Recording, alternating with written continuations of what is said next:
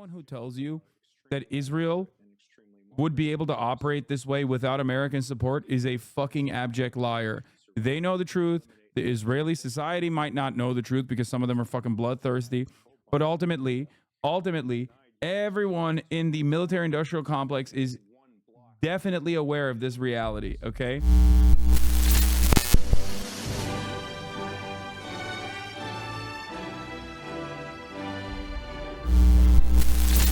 Director of Arabian Peninsula Affairs. David, you're joining us now from Washington, D.C. What's your main takeaway from the last few hours and everything that we're seeing? Well, it's the determination of Israel to destroy Hezbollah's ability to conduct fires into Israel. So when we lose sight of this, it's crazy that they're saying that because like Hezbollah has fired counter missiles into Israel since this started. Basically said they were going to make northern Israel uninhabitable. I don't think any Israeli leader can do that. What's really profound about this is how compromised Hezbollah's internal security was. So you saw a number of attacks which were preceded by an amazing commando raid into Syria that destroyed the Iranian Hezbollah missile fabrication and storage facility, followed up by this blow after blow after blow. So it remains to be seen. Hezbollah has the ability to reconstitute itself if the Lebanese state, which, the Lebanese army is not involved in these factions here, if it does not choose to try to reestablish sovereignty over all of Lebanon. But at least in the short term, Hezbollah has been set back many, many years in its ability to project power outside of southern Lebanon in the Bekaa Valley.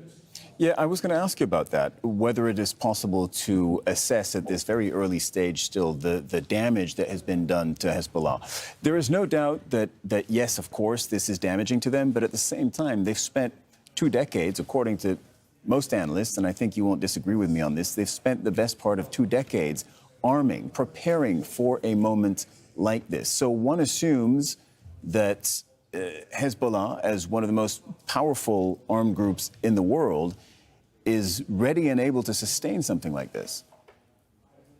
Well, yeah, but the level of the compromise really is breathtaking. I mean, almost all of the senior leadership has been killed.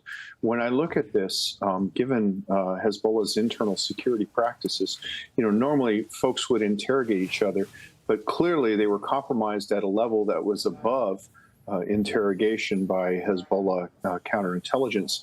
That would lead me to conclude it would either be somebody at the top, and I think that's extremely unlikely, or what is more likely, that perhaps Iran's Revolutionary Guard interlocutors with Hezbollah, that there was a compromise there.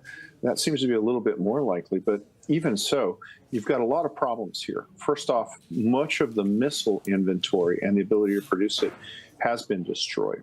And I disagree with one of the earlier reports saying that Hezbollah has shown restraint in the last few days. I think you could easily draw the opposite conclusion, which is that their ballistic missile capacity has been so degraded that they're unable to launch an effective strike with salvos of missiles against Tel Aviv or the interior of Israel.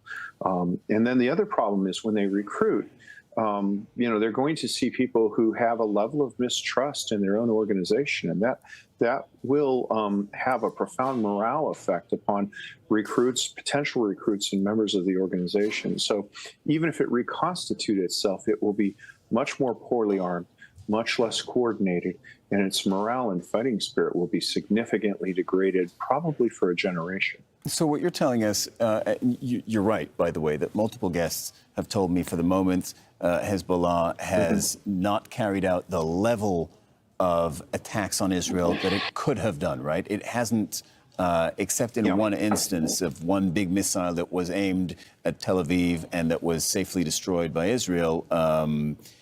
Except for that one instance a couple days ago, Hezbollah so far has not appeared to have aimed at massive Israeli population centers, namely Tel Aviv. And you're saying it's not because they don't want to, it's because they can't.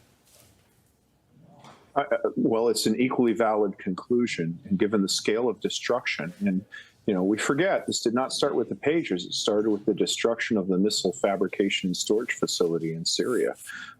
It's an equally valid conclusion that they no longer lack the ability to do this. If they had fired, say, 20 missiles at the same target, they probably would have overwhelmed any missile defense system. And I don't see the point when you're seeing the methodical elimination of the entire high command of Hezbollah. I don't see the point in just firing one missile, as a statement. That it seems the latest strike was close. I don't know if I'll survive this. If God will claim my life, then so be it. But we'll move further to another location. I need to shut my phone down. But all I ask you to do is keep us in your prayers. And I thank you, Hasan, for all your amazing streams. I always like to watch you. Lack of ability. Bro, you're gonna be all right. Okay, be safe, chatter. David, we're seeing the largest, at least from our vantage point. It's very impressive what we're seeing on our screen. It is remarkable. And to be completely honest, makes me somewhat uncomfortable to be watching this live. We are seeing fire raining down on parts of Dahieh, the southern suburb of the Lebanese capital, Beirut. Again, we have said many times here, I beg your pardon, we have said many times since the beginning of this program that there are hundreds of thousands of people who live here. Yes, Israel says that it is aiming for missiles. It is aiming for, they said earlier, a command and control center. We don't know because we don't have the evidence. They don't tend to offer the evidence for, why they say they aim for a certain place. But the reality is that there are many people, many ordinary Lebanese people who live in the suburb of the capital. As I listen to you, you mentioned the provenance of Hezbollah's weapons, many of which come from Iran. On the flip side, many of Israel's weapons come from the U.S. So I'm wondering, as I see these hits on Beirut, the U.S. has come in for an enormous amount of criticism for continuing to supply Israel with weapons that have been used to kill Palestinians. As I watch these live pictures, I wonder, isn't the U.S. again going to come in for criticism if Lebanese people die under American-made bombs? And that's... This dude has literally no clue at all about the psyche of the Shias. If he's saying he'd be dissuaded from joining Hezbollah in the future, yeah, no. I don't. That is kind of funny for like a DC strategic studies guy to say this, like a DC think tank guy to say this from the National Defense University, because the entire history of the United States military occupation has always resulted in more people joining the fight. Said it's the burden of being a superpower. Yes, the superpower, that's right. The superpower could act in a different way, right? Because the superpower is saying they want a ceasefire. It's saying they don't want a military escalation. It's saying they want a ceasefire. They have presented a plan which their ally Israel has completely snubbed. Apparently hasn't even bothered to answer to. The U.S. could actually pull its weapons, but what it has done instead is in the last 24 hours commit itself to another package of military aid worth $8.5 billion to Israel.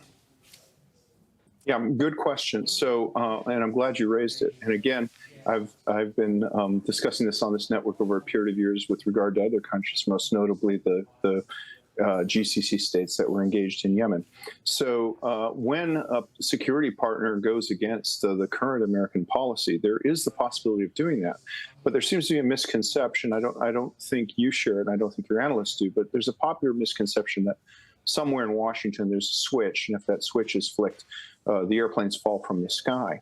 The fact of the matter remains, Israel has a robust domestic arms industry, and there are stockpiles that have been built up over the years. Sure. So if the United States adopts the ultimate in coercion, just stops all things, it would take years to have an effect on Israeli operations. And what is if the U.S. 6 months ago had said we're going to either stop delivering bombs, ammunition, or at least slow it down, don't you think by now we would have seen an effect?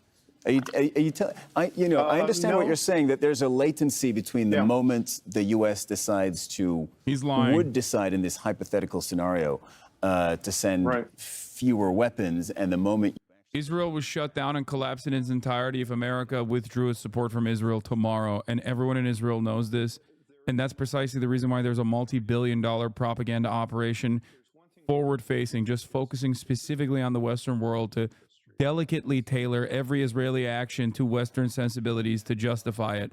It's fucking bullshit. Anyone who tells you that Israel would be able to operate this way without American support is a fucking abject liar. They know the truth. The Israeli society might not know the truth because some of them are fucking bloodthirsty.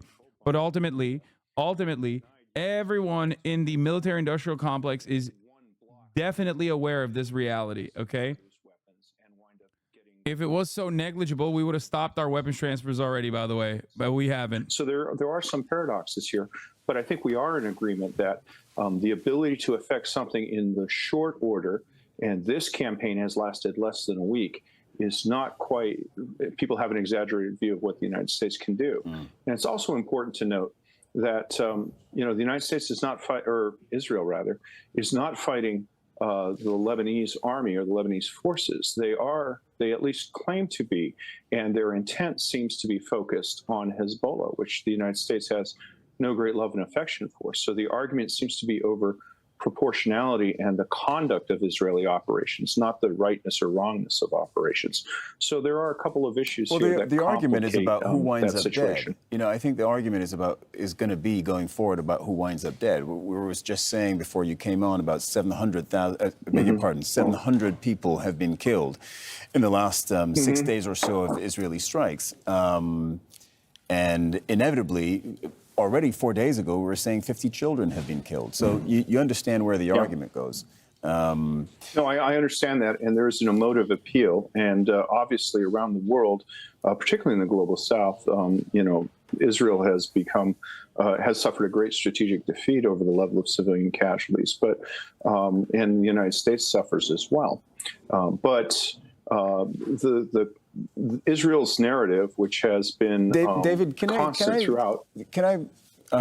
This is not against you, but you know what so many of our viewers are going to be thinking when they hear you say something like that. They're going to be thinking, 41,000 people were killed in the Gaza Strip. And then Israel said, what we did in Gaza, we can do in Beirut. And now it looks like that is precisely what they're doing. And after 5 days, we see 700 people killed. So just the number of bodies piling up is completely out of this world and is completely, out of proportion with 21st century warfare, or at least what many in the international community feel that should look like. I sense you disagree with that. Well, if you look at the casualty rates inflicted in large part by Lebanese Hezbollah in Syria, for example, you'll find very severe death rates. And if you look at the casualties inflicted by Daesh in operations in Iraq and Syria, again, you find casualties in the hundreds of thousands. But but now you're comparing Israel to Daesh. You see the problem with that, and you see the moral questions that raises, right? No. That's a false equivalency. You said that it was unprecedented modern warfare, so I gave you examples in 21st century warfare. I'm sorry to argue with you, but I mean, it's a very, very specific point that I'm making. Understood. I appreciate your courtesy on that point. All right, David, thank you very much for your time.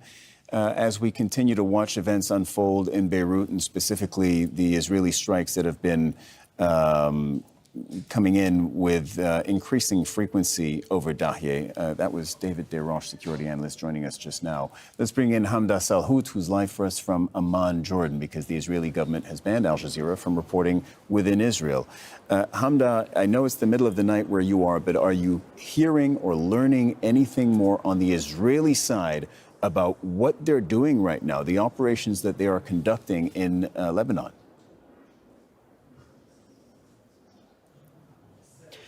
Yeah, there's actually quite a lot of Israeli military statements that are coming out within the hour. The army is first saying that they have completed their airstrikes in southern Lebanon and that there was a specific person who was a target, saying that he's a commander in Hezbollah's missile systems and that he was eliminated along with his deputy. Of course, no confirmation from the Lebanese group on that. They're also saying that they were targeting Hezbollah weapons depots and that the strikes in the south for now are finished. But when it comes to Dahye, the Israeli military has not talked about any sort of cessation to the military activity there. It's worth mentioning that just a few hours ago, the Israeli army spokesperson Daniel Hagari had said that they were going to continue to strike.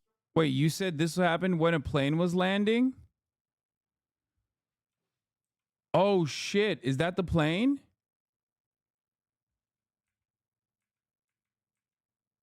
Or is that a helicopter?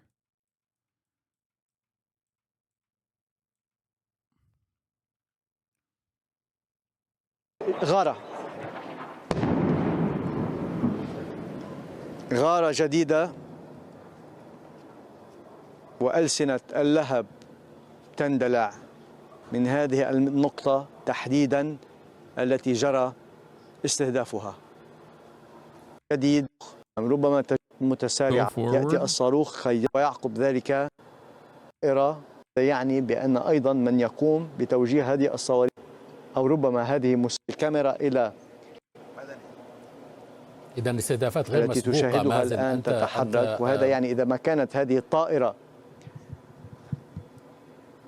That is a plane, I think, or a helicopter? نعم عبد It's a السلام. helicopter. هل هي طائرة هليكوبتر؟ لا يمكن استيضاح الأمر حتى اللحظة. لا، هي طائرة مدنية. على الأرجح من هذه النقطة لا يمكن أن نميز ولكنها طائرة مدنية غارة جديدة.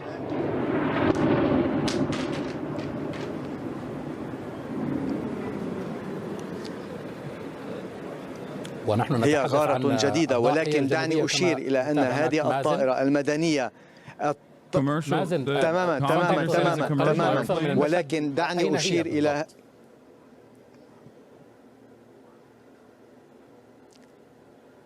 الغارات تقع الآن في عمق ضاحية بيروت الجنوبية. لربما لا يمكن من خلال الآن أن أحدد اسم الشارع الذي تم القصف فيه، ولكن نتحدث عن مربعات ضمن ضاحية بيروت الجنوبية. ولكن دعني أشير إلى أننا كنا نشاهد طائرة مدنية الآن تهبط في مطار رفيق الحرير الدولي، وهي كانت تمر وتعبر في الأجواء ضاحية بيروت الجنوبية باتجاه المطار، وفي الوقت عينه كانت المقاتلات الحربية الإسرائيلية تطلق صواريخها باتجاه الضاحية الجنوبية. وبالتالي هذا الأمر بشكل إضافي ما كانت تحذر منه السلطات اللبنانية، الحكومة اللبنانية التي كانت تقول It looked like a fucking helicopter, man.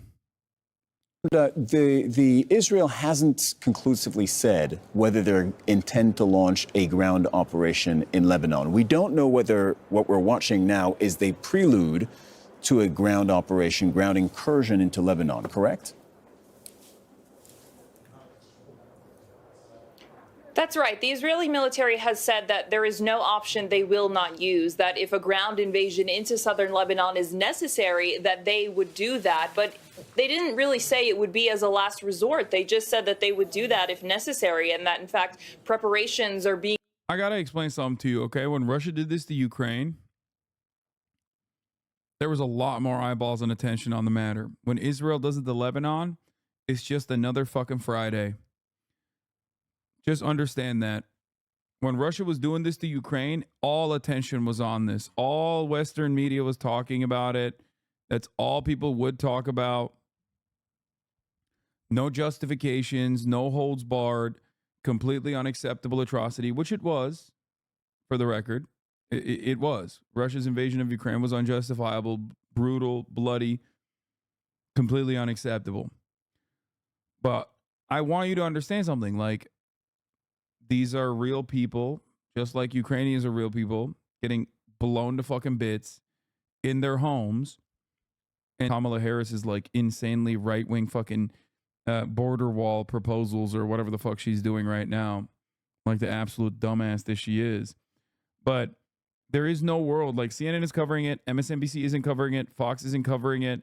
Like there is no world in which this would occur. If like when Russia invaded Ukraine, this is all anyone could think about, all anyone could talk about. When Israel is invading and blowing up Lebanon, it's just another day. It's just another day. Like think about it with October 7. October 7, front page headlines everywhere. Every outlet stopped and changed their coverage to breaking news, updates from Israel. Meanwhile, it's either omission or a complete collaboration with the state of Israel. The dynamic is definitely different. See? They've already switched away to the hurricane death toll in Georgia. Now, this is a devastating atrocity, don't get me wrong, and this deserves coverage. But in this circumstance, I promise you, if like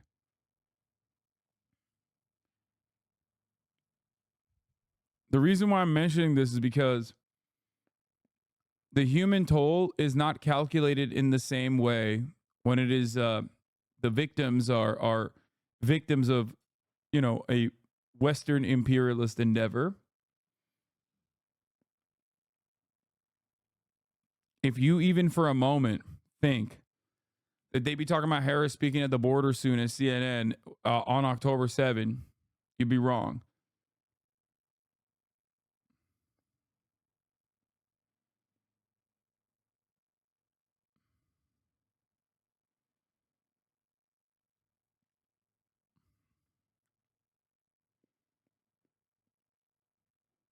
It's crazy to think, but this is some of the ways in which I think Israel gets away with behaving this way.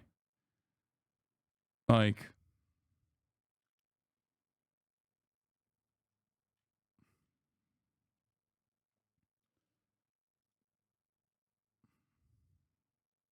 this is the fucking on Israel to take the diplomatic path.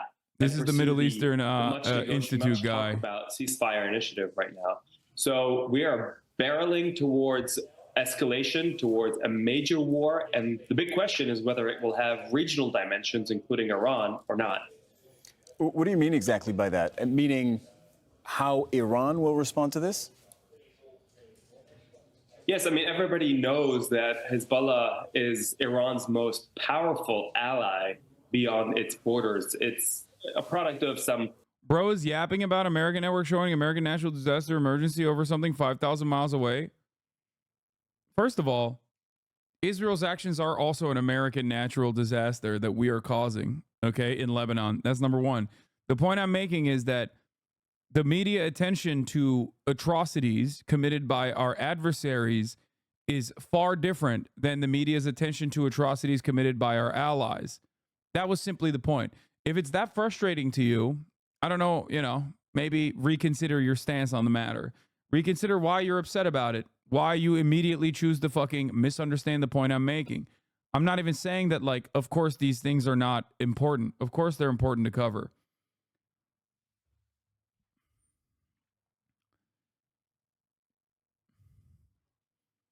If you think personally that if like fucking Paris was being firebombed in a similar degree, American media would be covering anything but that and that alone, you're delusional. They unfollowed, you won't get a response. I know. It's just like it's so silly.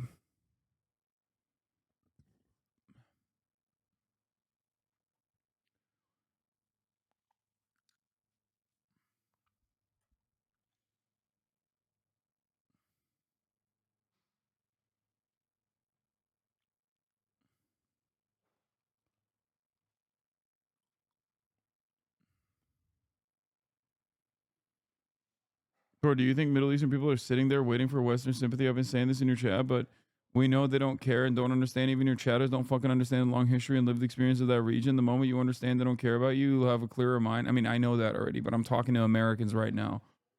Americans who do understand, and I'm explaining to them why the rest of society does not understand or care. Like, more people in America that are paying attention to what the fuck's going on in Lebanon give a shit about whether Hassan Nasrallah was assassinated or not than the human toll that this has taken on and the toll that this has on Lebanese society. Like, even those who do care are usually just like think tank adjacent, like wannabe fucking think tank Andes.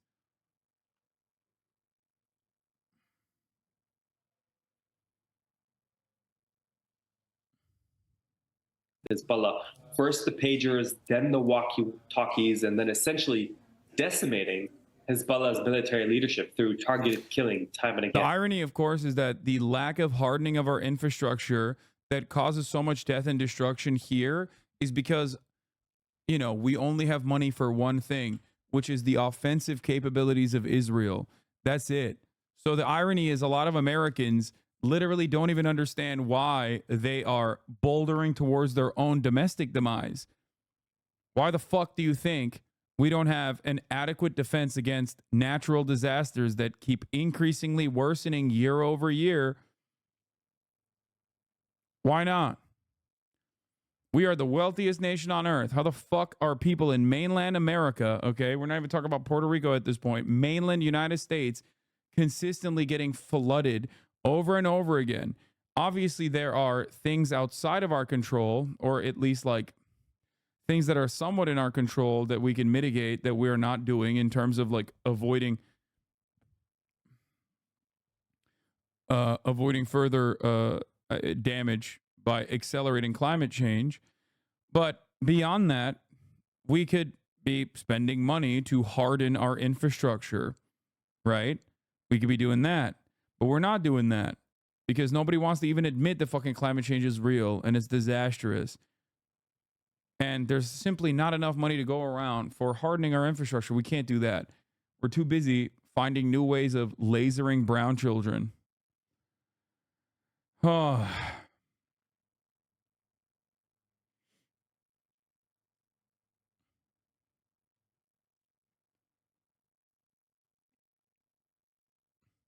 Anyway.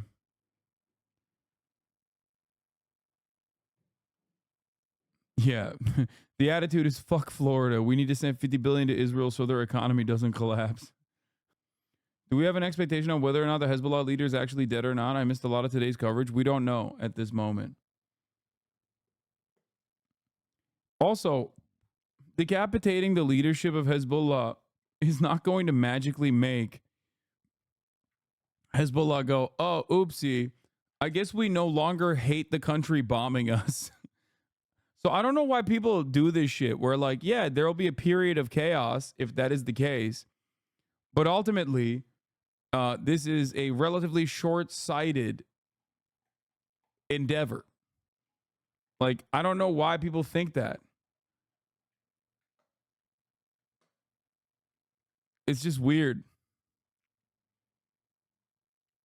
Like, Hezbollah has a leadership structure. They have a chain of command. Obviously, within that leadership structure, within that chain of command, there's going to be other people that get elevated to that status. I don't know the inner workings of Hezbollah, but Hassan Nasrallah isn't like the one guy. You know what I mean? He wasn't like he didn't single-handedly cast a spell on the Lebanese population that made them hate Israel. Like, so you stop going after the person that's holding your children's kids hostage? Wait, what? I don't even know what you're talking about, brother. Who the fuck? What? Now Hezbollah has Israeli children hostage? Is that what's going on now? My man literally does not care. He's just like, I heard Israel's enemies and I am automatically assuming that they are the same. It's extra funny because like Israel does not give a fuck about the hostages, like not even a little bit. But I can't even fault this guy for getting things mixed up, considering the coverage is literally identical, down to the motherfucking "ra" sounds when mentioning whoever is an enemy of the Israeli state today. Okay?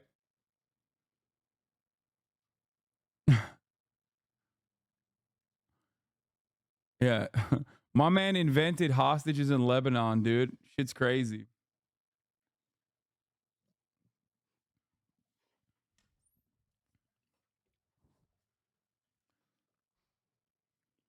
It's wild because, like, America's been doing this for the past, like, 20 plus years. America's been doing this for the past 20 plus years. And, like, it has been a demonstrable, abject fucking failure.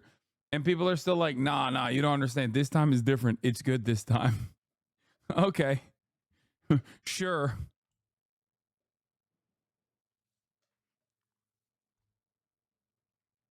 Yeah, that's what happens when you execute. Like, even if Hasan Nasrallah was assassinated, right?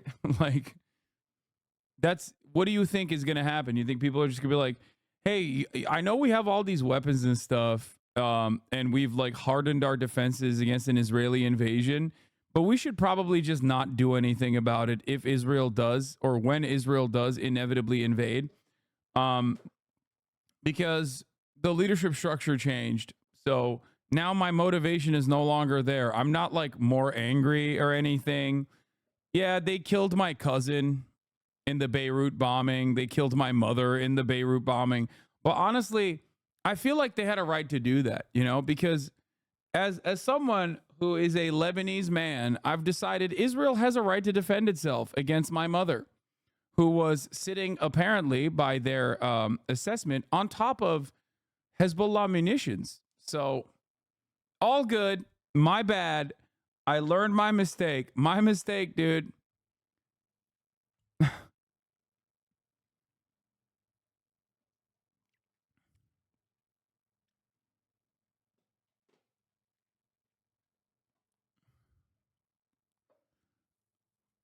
Why has the chatter not responded?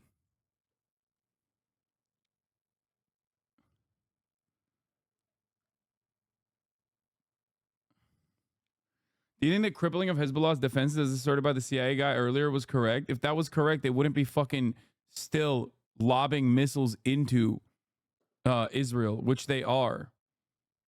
So, like, it will, at the very most, if they are dead, if a lot of the leadership structure is like decapitated, they will recover. It'll give Israel more time to potentially engage in a ground invasion, but I'm sure they have contingency plans for that sort of thing regardless. But ultimately they will rebuild. You know what I mean?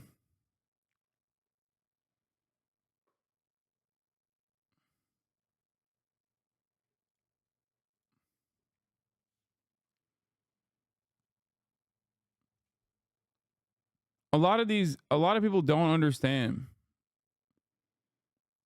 But they aided Hamas? Yeah. They did. And they are still continuing to do so.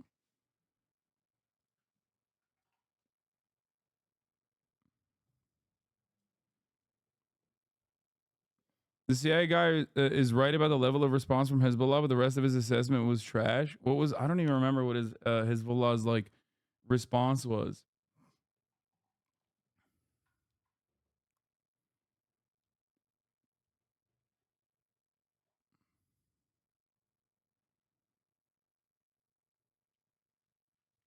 Anyway, let's hear what they're saying in Al Jazeera. Death toll that's probably going to emerge out of today's bombings, but also the displacement of tens of thousands and potentially hundreds of thousands of people over the next day or two. And these are all tactics we saw play out in Gaza over the past 11 months, and they're being imported to Lebanon. Yeah, that's an interesting point you make about the tactics, Mohammed. I mean, does Israel see this perhaps as an opportune moment now to keep up the pressure on Hezbollah? Israel talks about this escalate to de-escalate, and Netanyahu says they won't stop now. But Israel is pretty much taking its moment now, isn't it?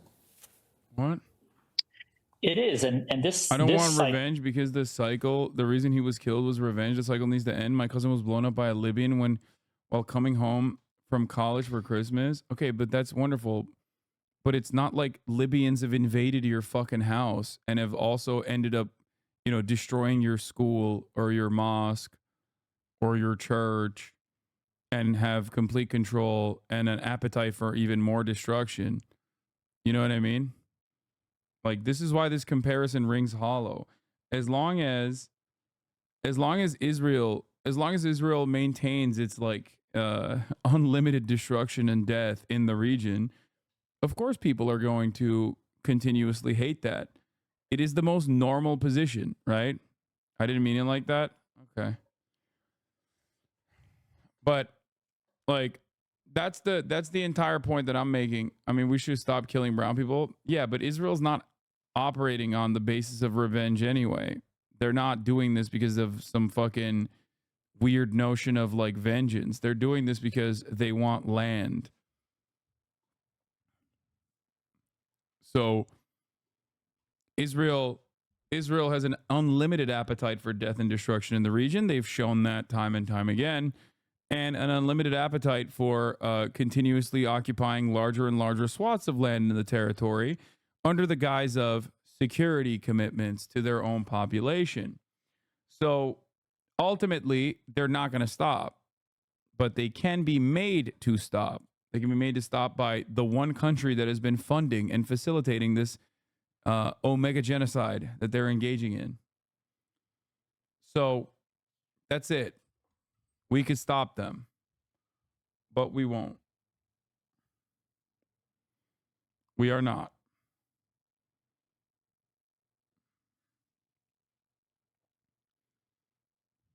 Spoke at the UN General Assembly. It just showed tremendous disdain for international law and the UN. So let's correct me if I'm wrong, but Hezbollah did attack Israel first. You mean like post-October 7? Is that what you're talking about? Hezbollah, alongside the rest of the resistance, the axis of resistance against American and Israeli aggression in the region, operate in unison with one another. It's because Israel actually bombed Gaza that Hezbollah said, stop this now, or we will actually make it so that your northern territories are gone. Biden personally, he's done that to Secretary Blinken. That's it. Still, the Biden administration continues to provide those with the same, exact same principle holds for Ansar Allah as well. But if you're asking, like, did Hezbollah attack Israel first? No, Israel attacked Lebanon first, and then Hezbollah came into existence. The Lebanese invasion is what created a necessity for a resistance movement. You know, a force that would defend Lebanese territory from Israeli incursion, Israeli attacks. That is how Hezbollah came to be. Okay? What the fuck's going on? I click away from the other thing with hopes that there's like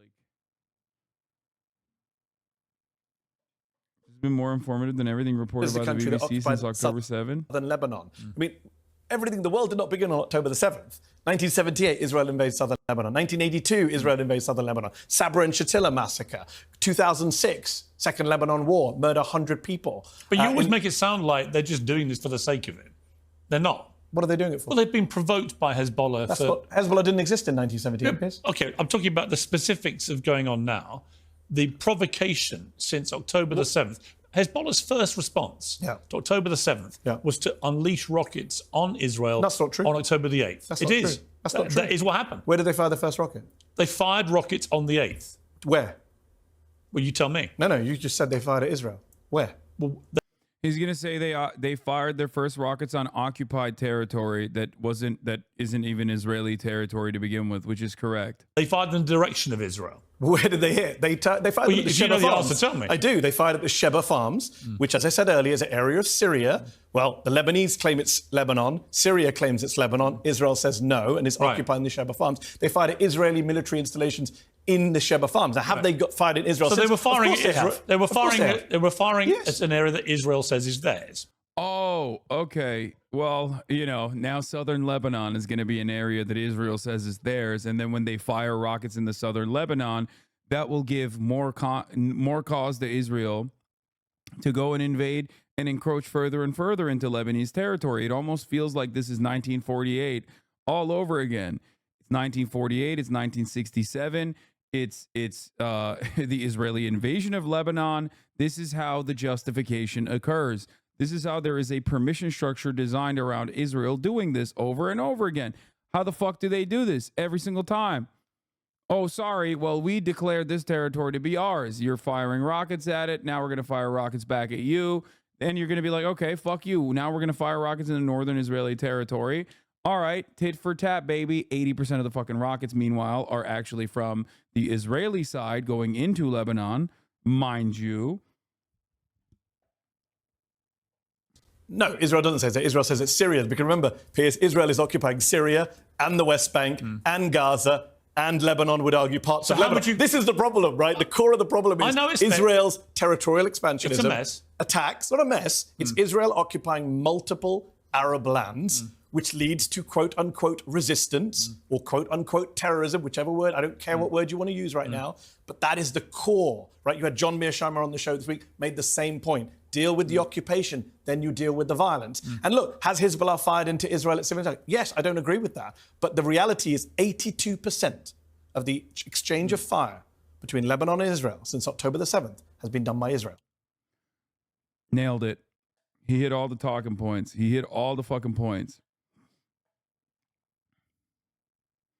To Americanize it, imagine if Russia attacked Canada, so America fired back at Russia with Canada. That's basically the same logic they used. Yes.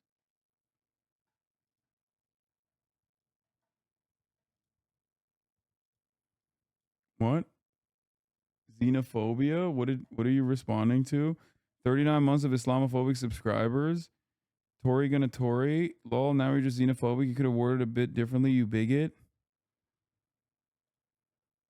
Israel was a mistake. Piers Morgan is so stupid. Tory gonna Tory. Fucking reactionary British fucking cuck. You're mad at that? Are you crazy? British chatter?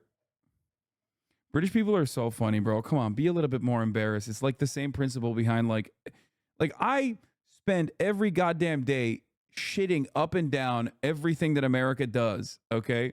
The moment that we turn the crosshairs to like America 1, America 1.0, not America 2.0, which is current America, and British people are like, oh, hey, mate, oh, how dare you? Fucking hell, it's 1 a.m. out here, all right? And I'm watching. Watch your fucking mouth, you all right? You fucking what?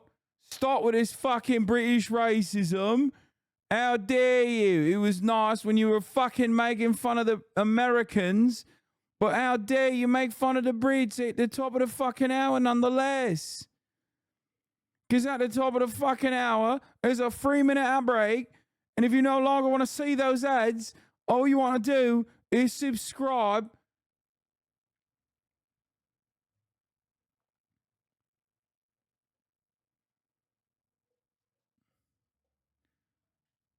How fucking dare you, lad? Brexit is Brexit. Brexit is fucking Brexit.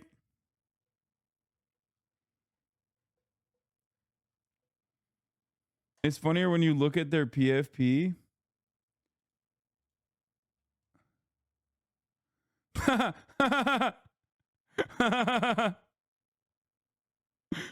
That's awesome. How the fuck do I click on their fucking profile picture? Oh, here it is. That's right.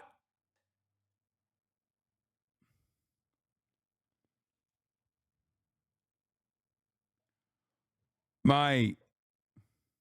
Or no, mate. Stop the fucking... Stop.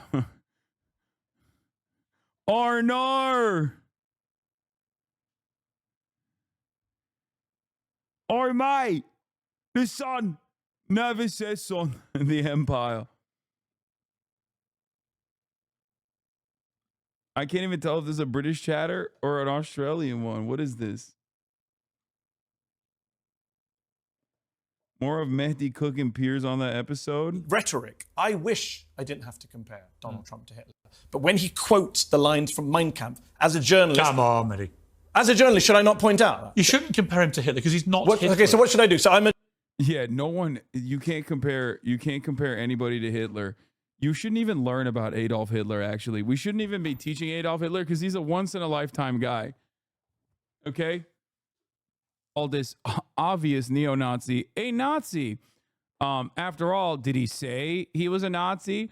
And you can play that song and dance all the way to like everyone but Hitler virtually to be like, well, they didn't fucking actively petition it or whatever, right? And it's all a lie. It's like, that's why we say, if you're sitting at a table with one Nazi and there's 10 other people, then that means there's 11 fucking Nazis at the table. All right? Straight up.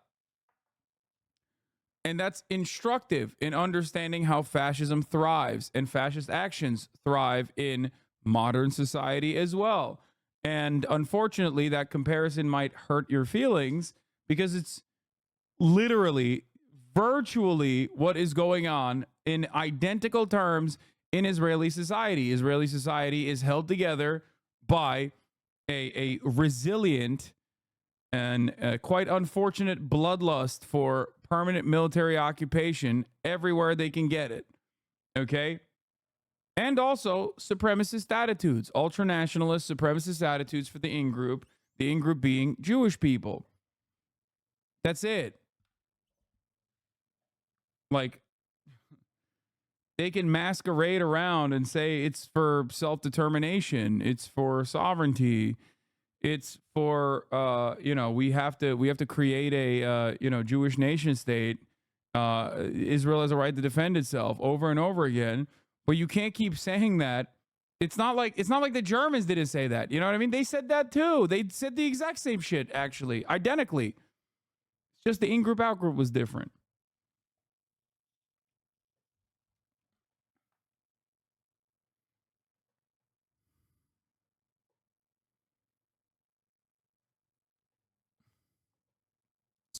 I speak to a lot of fascism scholars, people like Ruth Ben-Ghiat, Jason Stanley. A lot of people say that there is an analogy between what Trump is doing in America now and what happened in places like Germany in the 20s and 30s. No, right?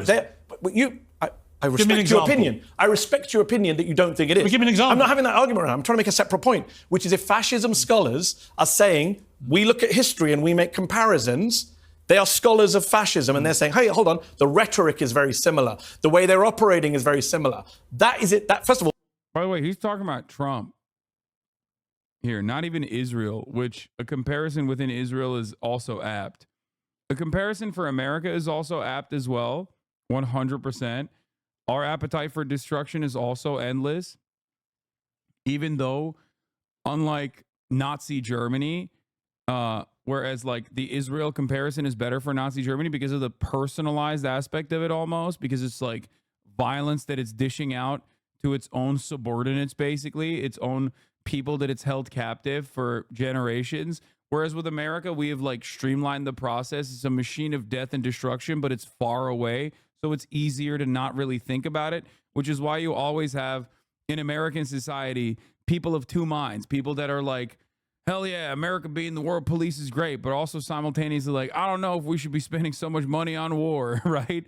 Like, that's not necessarily the same in a country that is hyper militant like Israel, especially when like the violence that they're dishing out is directly in their doorstep. You know what I mean? America got done with its ethnic cleansing campaign a long time ago with its indigenous population, even in terms of its like chattel slavery regime, right? So it's easier for us to whitewash the wrongs of the past while still maintaining certain aspects of that white supremacist attitude, whereas Israel is currently engaging in it. So that necessitates more propaganda, and that creates like a deeply personal connection to dishing out that violence so you can just like, I don't know, hold a fucking rave next to a concentration camp. You know what I mean? That's like not a thing you can do in other circumstances. Like, you can only do that if you're turning a complete blind eye to all this violence. By the way, I don't care. It's still xenophobic, bigoted. Britain has done more to pull some licenses from Israel than America has. And I'm Australian, by the way. Oh, my God. Dude, if you think that I'm not sufficiently shitting on America every goddamn day, I don't know if you're hearing the words that are coming out of my mouth at all. Okay? And England can take some of that smoke too. God damn, Australians. Some of you are the coolest people I've ever met in my life. And some of you are such peasant-brained cucks. It is mind-boggling. No wonder you are still under the Commonwealth. Holy fuck, dude. Have fun changing your coins or whatever the fuck's going on. Jesus Christ. It's actually shocking.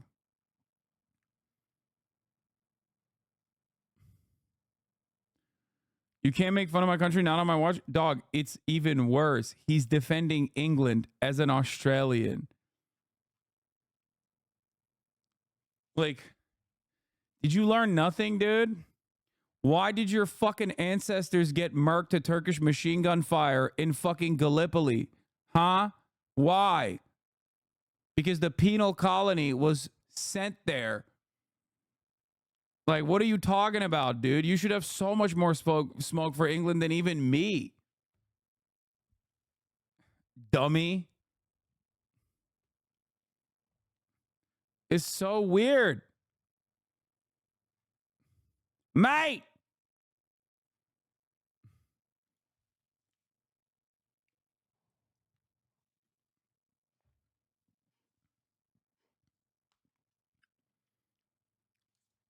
It's funny to have this level of like allegiance and defending England's awful reputation as an Australian guy. That's really funny. For free speech, they should be. You can't hate on France. I'm Algerian, by the way. You said Trump. You used to be the free speech champion. I am. And then you sit there regulating everyone's speech. I'm not Say it's appalling. I'm not regulating. No, I'm asking you. literally just told me. Call it appalling. That's not regulating what you're saying. You're it's telling asking you, can you bring it in yourself to condemn people who say he's the new Hitler? I don't know who those people are. JD Vance called him the new Hitler, and he's his running mate. So take it up with JD Vance. Condemn him as well. Call him on your show. But you condemn anyone on the left who uses it too, right? Uses what, though? Who says he's the new Hitler? Specifically. Those specific words, the new Hitler, yes. Okay. Is he speaking? Oh, God. Dude. Matty, don't play this fucking game, dude. It's so annoying. It's such an unproductive game to play with this fucking baboon in a suit. Like Hitler? Yes, he is. Okay. And that should be condemned. Hold on, do you condemn him speaking like Hitler? Yes. Does that not outrage you? Of course. He's like your pal. Why don't you tell him to stop it? Of course. Have you ever told him to stop quoting Hitler? Yes, probably. I can't remember the last interview I did was before or after, but if I do again, I will. Yes, of course. Good. And hosting a Holocaust dinner at Mar-a-Lago? Yes, Nick Fuentes, absolutely. Have you told him to stop doing that? I said it on Twitter to him. Don't let white supremacists anywhere near you. Why are you doing that? No, that's not condemnation. Don't let white supremacists anywhere near you. Why are you doing that? While also simultaneously quoting Adolf Hitler. Sir, Mr. President, sir, why are you doing that? It quite seems like you like it. It seems to me like you're giving people the wrong impression. Or maybe the right impression. I don't know. That's a question. I think it's condemn it. It's disgusting. It's appalling. It's appalling. Good. There you are. Agreement. You're trying to regulate my speech. I love when we agree. Anyway, good stuff. It's unseemly, my good sir. How dare you? Unseemly, I say.